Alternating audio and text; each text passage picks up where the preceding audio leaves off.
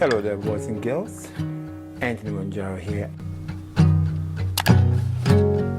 About a while ago, while I was still living in the UK, I fell in love with a beautiful, intelligent, amazing damsel. Staying at home. She Turn off the phone. rocked my world. I was sure she was the one, the girl I was going to marry. I met her on one of my then trips to Nigeria, and at that time she just relocated to London. I mean, that timing couldn't have been more perfect. At that time I was a part-time actor and had my own hustle. My own hustle being I was a freelance web and graphics designer at the time. Everything was going smoothly. She had my complete and undivided attention. And then one day she tells me that we need to break up for a while and that she wasn't feeling the relationship anymore. For me, I could have sworn everything was okay. I remember pulling up at her brother's place and she telling me this. For a moment I didn't say anything. But to be honest, that time I actually felt there was something wrong. She was a bit distant.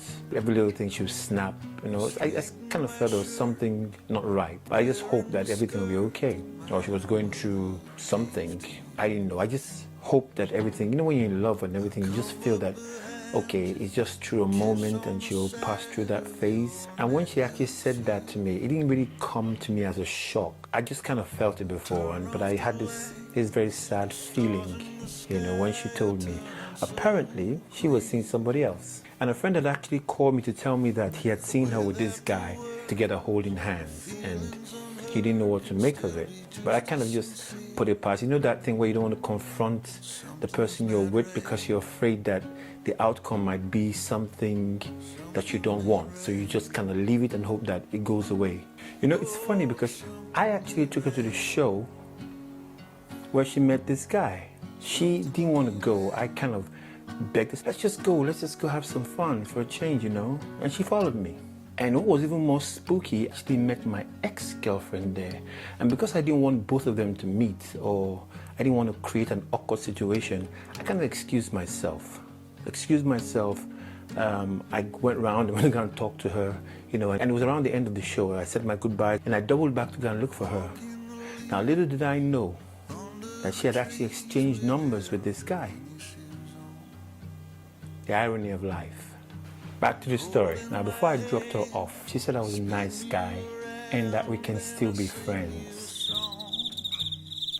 Word of advice: when a woman or a guy tells you that, tell them no, because you are going to go gaga, especially knowing that they're with somebody else.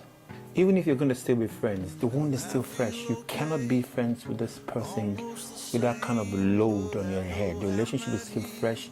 You are hurting badly. You need to heal before anything called friendship should even be considered. Anyway, I drove back home with a heavy heart, feeling sad and dejected. And I remember calling my friend Obi that night, you know, telling him that I just got dumped. And he told me, bro, listen, it's okay, it's not the end of the world. You're a fine guy, you'll find somebody else. Let it go. Her loss. So, okay, I went to bed that night, not too broken, but kind of sad that, you know, my relationship that I really cherished was kind of over. Then it must have been about 5 a.m. in the morning when I woke up and I felt this heaviness in my heart. I was panting heavily. I couldn't breathe properly.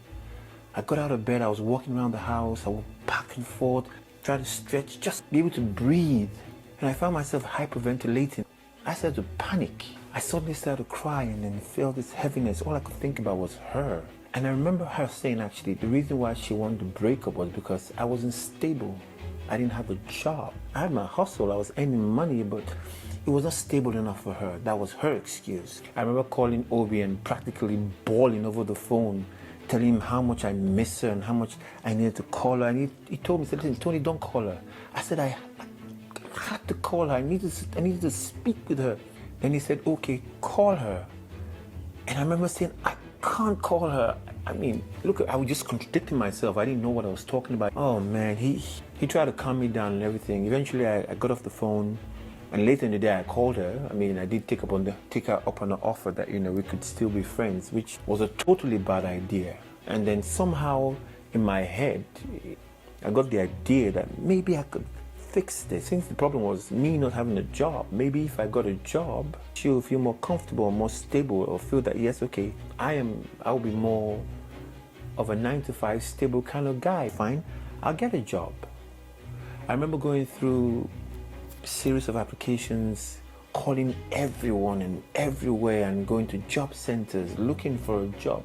I might have gone through about 200 applications, and I finally got one with an agency working for the NSPCC at that time. And when I got the job, I was supposed to start the following week, and I couldn't wait to tell her. So I think I called her one evening, and then we started talking and everything. Somehow I slipped in that I got a job, you know, and that I'm working for the NSPCC now. And I will never forget what she said to me. I'm happy for you. My heart just sank. And each time I spoke to her after that, my heart just kept on sinking deeper and deeper. That's why I say it's not good to be friends with somebody who's supposed to be your ex. You can't. The wound is too fresh. Oh man, that night, I cried again.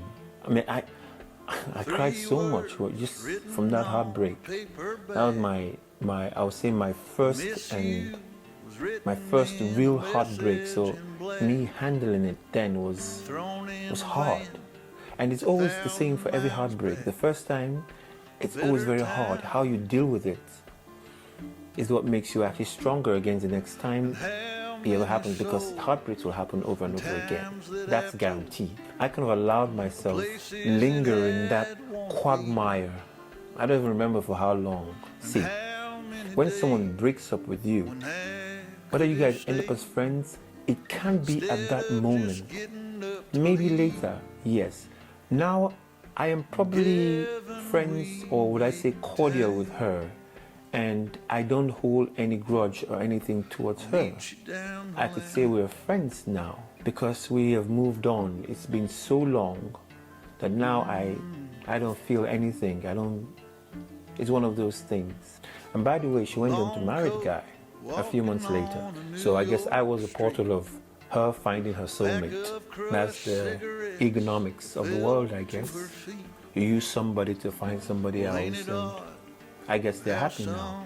But I'm very happy that I didn't marry her though, because I probably would have been a sad person, because what she wanted and what I wanted were two different things. I probably wouldn't have been an actor. Anyway, my advice to anyone who is either going through heartbreak or will go through heartbreak at some point in time in their life. No matter how heartbroken you are, it could be from a relationship or from the death of someone. I've experienced both. But for me, a form of healing that remains constant and is guaranteed to heal you is time. I quickly realized that every day got easier. So even if I managed to distract myself, I waited and looked forward to the next day when I kind of felt better. Because as each day came and went, the pain wasn't so bad. I wasn't feeling so lost and dejected and hurt and sad and heartbroken anymore. Here's what. I think that heartbreak is necessary in our lives. We go through them to help us grow as individuals. We all have to feel pain, for in all that we learn to appreciate a good relationship. We learn not to take people for granted. We also learn to appreciate the ones that love us completely and don't take us for granted.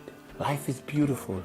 Love or be loved is one of the greatest gifts of life. Love once, love twice. Keep loving till you find that one that actually connects with you. Hey, just my opinion.